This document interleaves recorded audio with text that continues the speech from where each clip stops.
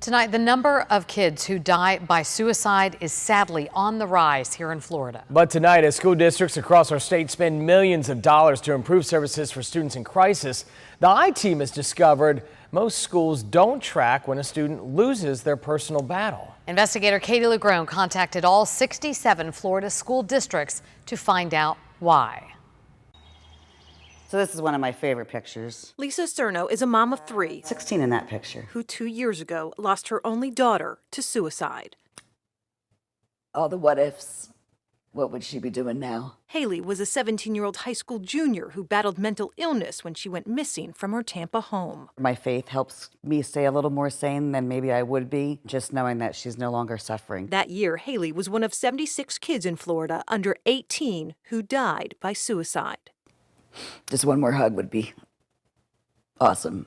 The rate of youth suicide in our state is on the rise, up 85% in 8 years, according to the University of South Florida, which tracks suicide by county. So does the State Department of Health and the Centers for Disease Control. But when we asked Florida's 67 school districts for annual suicide data, most couldn't provide us any, because most don't track suicides among students, not even some of the state's largest districts. That surprises me because I think they need to know those numbers. In Broward County, less than a year after the mass shooting at Marjory Stoneman Douglas High, 2 students who went there took their lives. But the district doesn't keep numbers.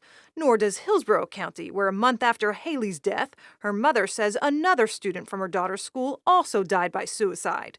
According to a district spokesperson, those incidents don't occur on campus, so we wouldn't maintain that data. Nobody wants to be known as the school where more suicides occur than another school. Stephen Rogenbaum is vice chair of Florida's Suicide Prevention Coalition. Why should a school district track student suicides? Well, I think tracking student suicide in a school district setting allows the district to be able to evaluate implemented programs to reduce suicide. But he knows tracking is challenging. We do not have access to cause of death. In Pinellas County, the school district has implemented several new programs to help students in crisis. But when it comes to tracking the number of students who didn't win their battle and the schools they attended, the district doesn't know. Would that be valuable to know that, 2 students went to one school or 3 students went to one school?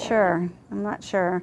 I would want to contemplate that. Maybe that's what we need people to see to start realizing the extent of the problem. For Lisa Cerno, the numbers didn't cause her daughter's death, nor will it bring her back. She was wonderful. I loved her. But without them, she believes, schools working to help students in crisis may be missing the bigger picture. If you got a chance to talk to her one more time in person, what would you tell her? Don't do this. We're going to get through it. Katie LaGrone, WPTV News Channel 5. School districts in Florida are not required to track student suicides. If a student's death occurs, it is common practice for schools to immediately respond with crisis response teams. If you or someone you know is in need of help, please call the 24-hour National Suicide Prevention Lifeline at 1-800-273-TALK.